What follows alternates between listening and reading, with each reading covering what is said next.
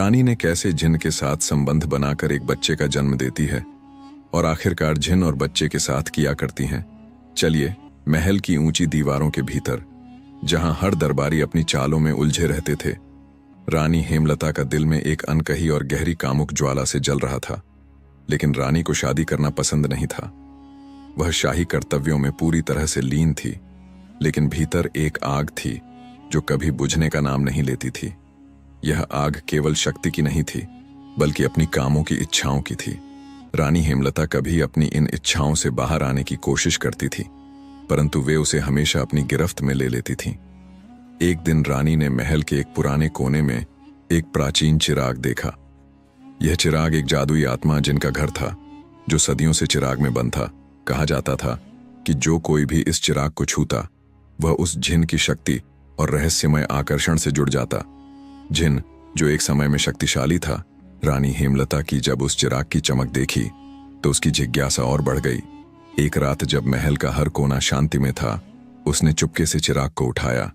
जैसे ही उसके हाथ में चिराग आया और अचानक एक गहरी आवाज उसके कानों में गूंजने लगी, तुमने मुझे जगाया है रानी हेमलता, मैं तुम्हारी इच्छाओं को पूरा करने के लिए तैयार हूं।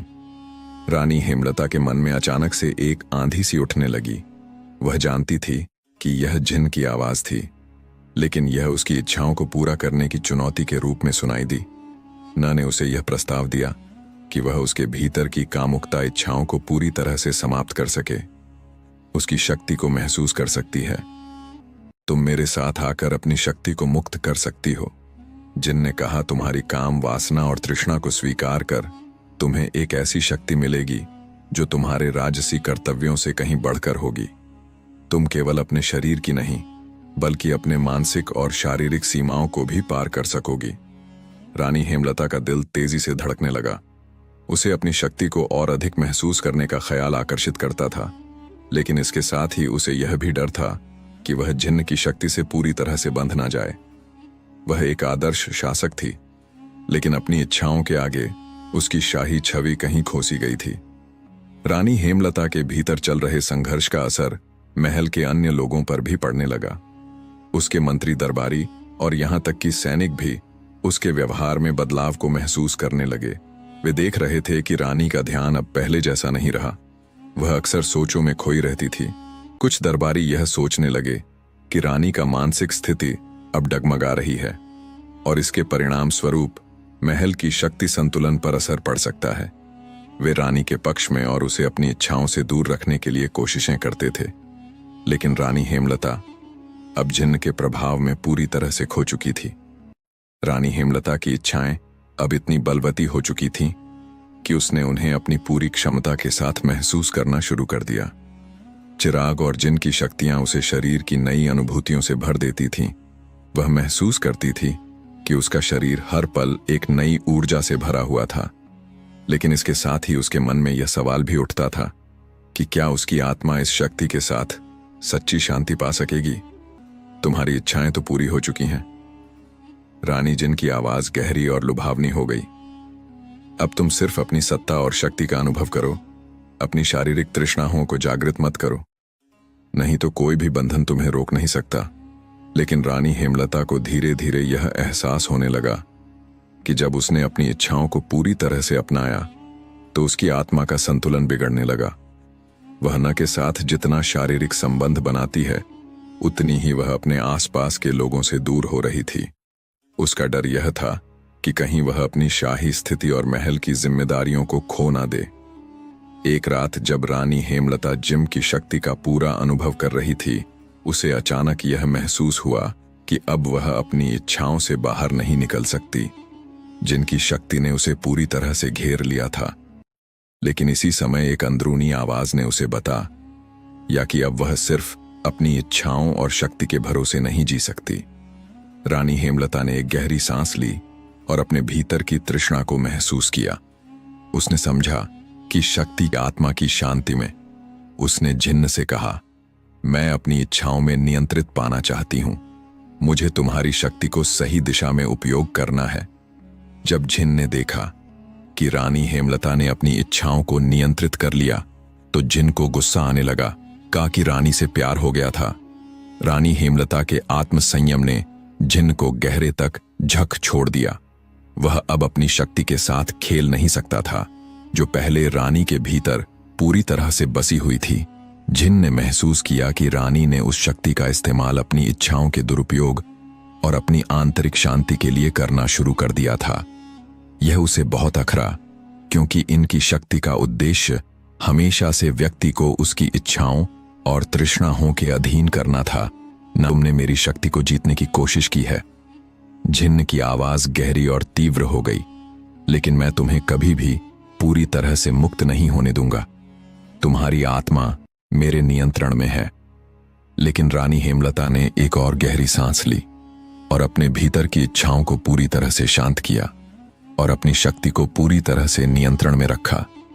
मैं तुम्हारे जाल में नहीं फंसी, जिन्न उसने धीरे से कहा। मैं अपनी आंतरिक शांति को पा चुकी हूं। इसकी प्रतिक्रिया में जिन्न ने महल के भीतर एक जोरदार शोर किया, जैसे वह अपनी शक्ति के पतन को महसूस कर रहा हो। लेकिन रानी हेमलता का दृढ़ निश्चय उसे अब हरा चुका था।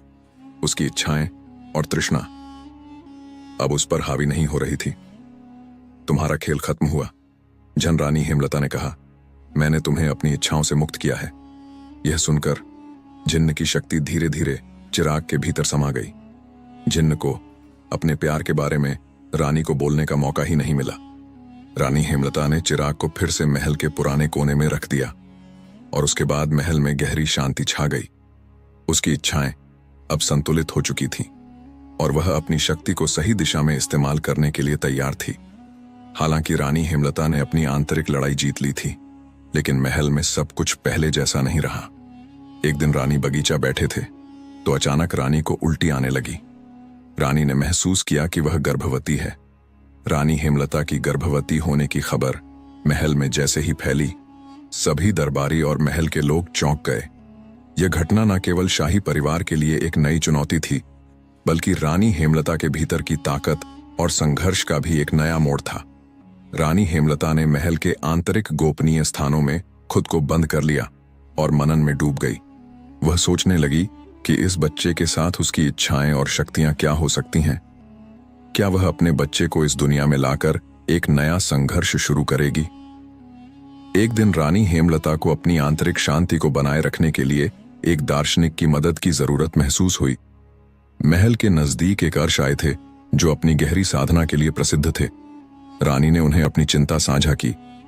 अशी ने रानी से कहा, रानी हेमलता, तुमने अपनी इच्छाओं को नियंत्रित किया है, लेकिन अब तुम्हें अपने संतान को भी सही मार्ग दिखाने की आवश्यकता है। तुम्हारे बच्चे की शक्ति तुम्हारी शक्ति से जुड़ी होगी, लेकिन उसे संतुलन की आवश्यकता होगी। तुम्हें उसकी शिक्षा और आंतरिक शांति को सही दिशा में बढ़ावा देना होगा। गर्भ के 9 महीने धीरे धीरे समाप्त हो गए और एक दिन महल में खुशी मनाई। रानी हेमलता ने एक स्वस्थ और सुंदर बच्चे को जन्म दिया। यह बच्चा न केवल उसकी इच्छाओं की जीत का प्रतीक था, बल्कि एक नई शुरुआत भी था। एक नया जीवन जिसे वह संतुलन और शांति की दिशा में आगे बढ़ाएगी। रानी हेमलता ने अपने बच्चे को अपनी नजर से देखा और महसूस किया कि यह बच्चा उसकी आंतरिक शक्ति का वास्तविक रूप था। वह अब जानती थी कि सही शक्ति सिर्फ बाहरी नियंत्रण में नहीं होती, बल्कि अंदर की शांति और संतुलन में होती है। और रोज दिन से रानी हेमलता ने न केवल अपनी बल्कि अपने बच्चे की शक्ति को भी सही दिशा में इस्तेमाल करने का प्रयास। महल में शांति का वातावरण था, लेकिन रानी हेमलता जानती थी कि यह शांति स्थायी नहीं। अब उसे पूरी तरह से समझ में आ गया था कि किसी भी शक्ति को नियंत्रण में लाने के लिए सबसे जरूरी बात है अपनी आंतरिक इच्छाओं और तृष्णाओं को समझना।